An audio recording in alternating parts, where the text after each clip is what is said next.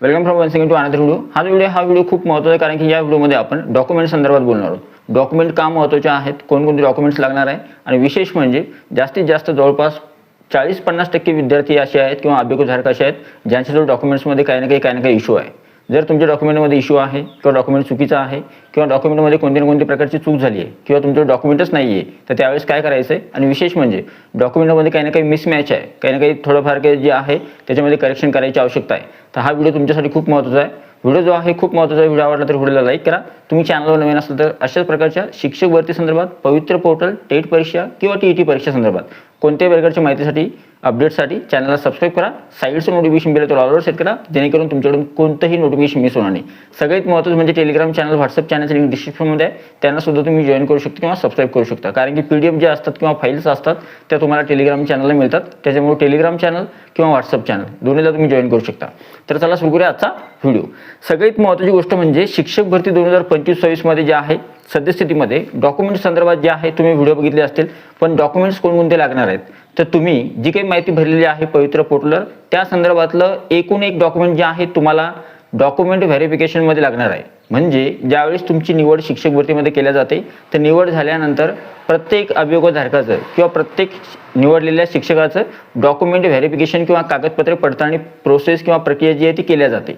Document verification किंवा कागदपत्र पडताळणी जी काही प्रक्रिया आहे त्याच्यामध्ये तुमच्याजवळ कोणत्याही प्रकारचं डॉक्युमेंट जर नसेल किंवा एखाद्या डॉक्युमेंटमध्ये चुकी असेल किंवा एखाद्या माहितीमध्ये काही ना काही त्याच्यामध्ये जर समजा माहिती मिळत नसेल किंवा ती माहिती जुळत नसेल तर त्यावेळेस मात्र तुम्हाला डॉक्युमेंट व्हेरिफिकेशनमधून बाहेर पडायला लागू शकतं आणि त्यावेळेस तुमची शिक्षकाची नोकरीसुद्धा धोक्यात येऊ शकते किंवा तुम्ही बादसुद्धा होऊ शकता.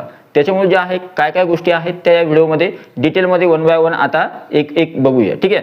सगळ्यात पहिली महत्त्वाची गोष्ट जी आहे मी तुम्हाला रँडमली जे काही डॉक्युमेंट्स आहेत सर्व डॉक्युमेंट्स ते काही जास्त पाठ करायची आवश्यकता नाही. ते डॉक्युमेंट्स आपल्याला आपल्या क्वालिफिकेशननुसार जे आहेत कळतात की कोणकोणते डॉक्युमेंट्स लागणार आहे.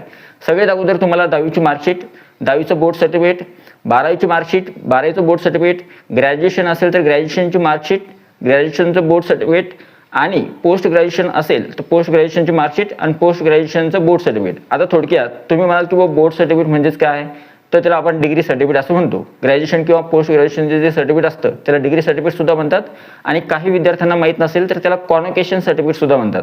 म्हणजे आपण डिग्री घेतल्यानंतर किंवा पोस्ट ग्रॅज्युएशन केल्यानंतर जी काही आपल्याला डिग्री प्रमाणपत्र मिळतं तर त्यालाच आपण कॉन्व्होकेशन सर्टिफिकेट सुद्धा मिळतो. ठीक आहे.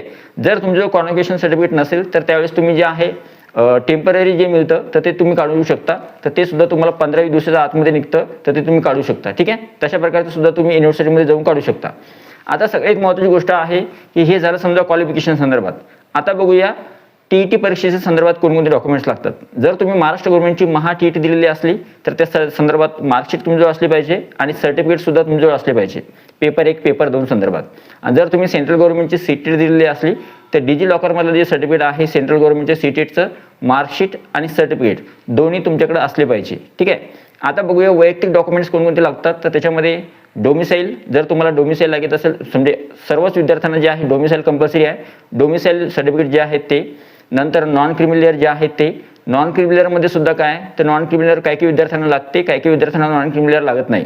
नंतर जे आहे नॉन क्रिमिलियर नंतर सगळ्यात महत्त्वाचं कास्ट सर्टिफिकेट. तुम्ही ज्या जात प्रवर्गामध्ये येता त्या जात प्रवर्गाचा तुमच्याजवळ जातीचा दाखला असला पाहिजे. म्हणजे डोमिसाईल, नॉन क्रिमिलियर आणि कास्ट सर्टिफिकेट हे 3 डॉक्युमेंट खूप महत्त्वाचे आहे. त्यानंतर सोबत तुमची जन्मतारीख बघण्यासाठी किंवा तुमची जन्मतारीख कन्फर्म करण्यासाठी तुमच्याजवळ शाळा सोडल्याचा दाखला असला पाहिजे किंवा मग तुमचं 10वीचं बोर्ड सर्टिफिकेट जे आहे ते जरी असलं तरी सुद्धा त्याच्यावर डेट ऑफ बर्थ असते ते सुद्धा चालते. ठीक आहे.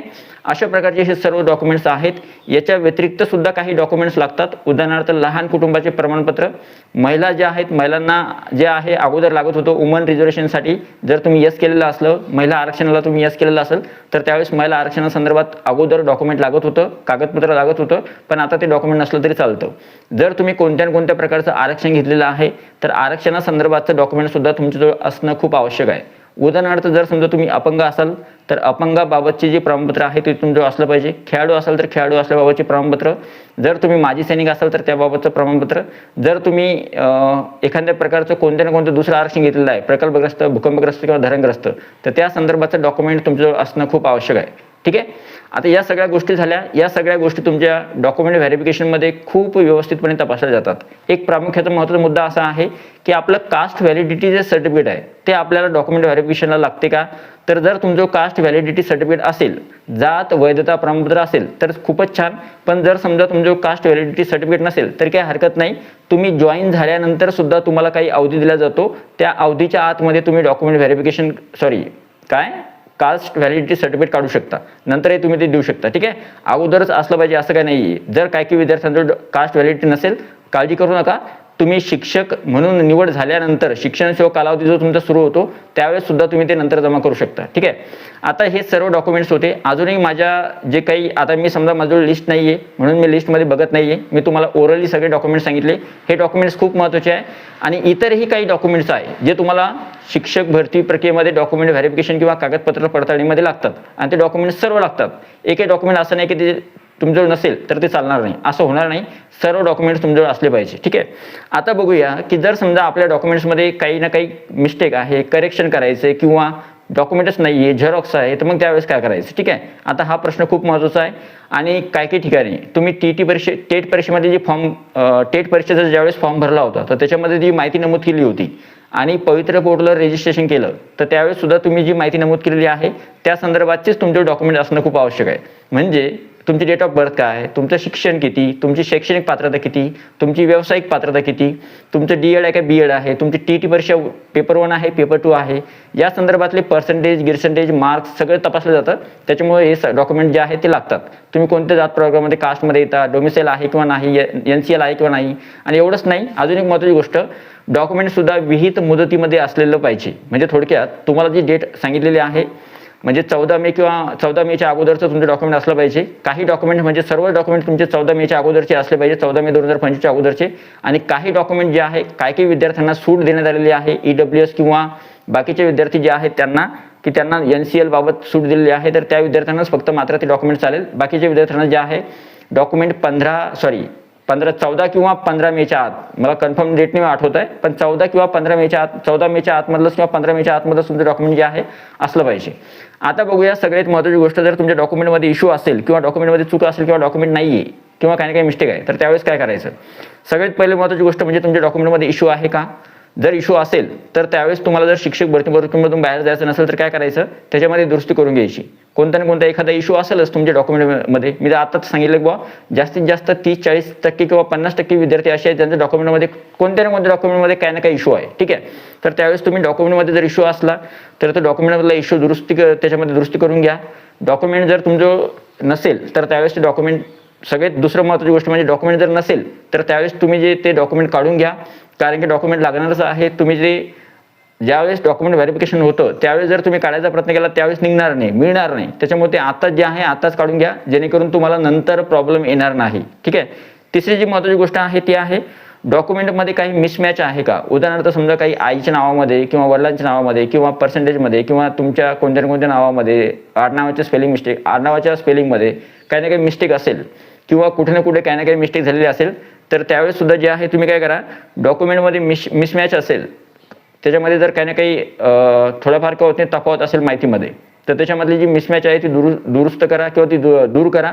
आणि सगळ्यात महत्त्वाचं, जर एखाद्या डॉक्युमेंटमध्ये चुकी असेल किंवा चूक झाली असेल किंवा स्पेलिंग मिस्टेक असेल तर त्यावेळेस तुम्ही एक महत्त्वाचं काम करू शकता, ॲफिडेविट किंवा गॅजेट काढू शकता. ठीक आहे, अजून एक महत्त्वाची गोष्ट आठवली मला, जर तुमचं लग्न झालेलं आहे आणि तुम्ही जर समजा टेट परीक्षेचा फॉर्म वडिलांच्या नावानं भरलेला आहे आणि तुमचं आधार कार्ड पतीच्या नावानं आहे तर त्यावेळेस तुम्ही जे आहे तुमचं मॅरेज सर्टिफिकेट असलं पाहिजे. जर तुम्ही महिला असाल तर तुम्हाला मॅरेज सर्टिफिकेट सुद्धा लागतं. मॅरेज सर्टिफिकेट असलं तर चालते किंवा मग दुसरा एखादा पुरावा जो आहे तो असला पाहिजे तुमच्याजवळ. ठीक आहे, आता जे आहे दुसरी महत्त्वाची गोष्ट म्हणजे जर तुमच्या डॉक्युमेंट्समध्ये कुठे ना कुठे काही ना काही चुकी झालेली आहे. आता आधार जे आहे, आधारमध्ये माहिती जी आहे ती आधारचं जे नाव असतं ते जर तुम्हाला अपडेट करायचं असलं तर ते आताच अपडेट करून घ्या, जेणेकरून तुम्हाला डॉक्युमेंट व्हेरिफिकेशनमध्ये प्रॉब्लेम येणार नाही. तर या सर्व गोष्टी मी तुम्हाला सांगितल्या. आणि मी तुम्हाला एक गोष्ट क्लिअरपणे सांगू इच्छितो की डॉक्युमेंट व्हेरिफिकेशनमध्ये जर तुमचं एकही डॉक्युमेंट जर समजा एका डॉक्युमेंटमध्ये तुम्ही जर बाहेर गेले तर त्यावेळेस मात्र शिक्षक भरती प्रक्रियेमधूनच तुम्ही बाहेर पडता. शेवटची प्रक्रिया आहे कागदपत्र पडताळणी. कागदपत्र पडताळणीमध्ये तिथे ॲक्च्युअलमध्ये तुम्हाला 2 सेट दिले जातात. तुम्हाला 2 सेटमध्ये तुमचे डॉक्युमेंट जमा करावे लागतात. आणि सर्व डॉक्युमेंट्स ओरिजिनल पाहिजे तुमचे. ठीक आहे, ओरिजिनल डॉक्युमेंटचा तुमचा सेट तुमचा जो असतो नंतर तुम्ही त्या ओरिजिनल डॉक्युमेंटचे झेरॉक्स 2 सेट काढायच्या, ते 2 सेट तुम्हाला तिथं जमा करावं लागतात. तर त्यावेळेस तुमचं प्रत्येक जो आहे पॉईंट क्लिअर केला जातो. डोमिसाईल आहे का, कास्ट सर्टिफिकेट आहे का, नॉन क्रिमिनल आहे का, 10वीची मार्कशीट आहे का, 10वीचं बोर्ड सर्टिफिकेट आहे का, 12वीची मार्कशीट आहे का, 12वीचं बोर्ड सर्टिफिकेट आहे का, या सगळ्या गोष्टी ज्या आहेत त्या व्यवस्थितपणे चेक केल्या जातात. त्यातलं एकही डॉक्युमेंट जर तुमचं नसेल तर त्यावेळेस तुम्हाला डॉक्युमेंट व्हेरिफिकेशनमधून बाद केलं जातं. त्याच्यामुळे जे आहे या सर्व गोष्टी ज्या आहेत खूप महत्त्वाच्या आहे आणि हा व्हिडिओसुद्धा त्या संदर्भातच होता. आय होप तुम्हाला या सगळ्या गोष्टी क्लिअर झाल्या असतील आणि अजूनही तुमचा काही डाऊट असेल किंवा तुमच्याजवळ काही समस्या असेल किंवा तुमच्या कोणत्या ना कोणत्या प्रकारचा मिस्टेक असेल किंवा काही ना काही मिसमॅच असेल तर तो तुम्ही कमेंट बॉक्समध्ये विचारू शकता. ठीक आहे. आणि सगळ्यात महत्त्वाचं म्हणजे हा जो व्हिडिओ आहे इतर अभियोगधारकांपर्यंत किंवा बाकीच्या अभियोगधारकांपर्यंत जास्तीत जास्त शेअर करा. या व्हिडिओला जास्तीत जास्त लाईक करा आणि सगळ्यात महत्त्वाचं म्हणजे या व्हिडिओला हाईप करायला विसरू नका. ठीक आहे. तर आय होप ही जी इन्फॉर्मेशन किंवा हा जो व्हिडिओ तुम्हाला आवडला असेल, व्हिडिओ आवडला तर व्हिडिओला लाईक करा. तुम्ही चॅनलवर नवीन असेल तर चॅनलला सबस्क्राईब करा आणि टेलिग्राम चॅनल, व्हॉट्सअप चॅनलची लिंक डिस्क्रिप्शनमध्ये आहे, त्यांना सुद्धा तुम्ही जॉईन करू शकता. व्हिडिओ बघितल्याबद्दल thank you so much. Take care. Bye bye.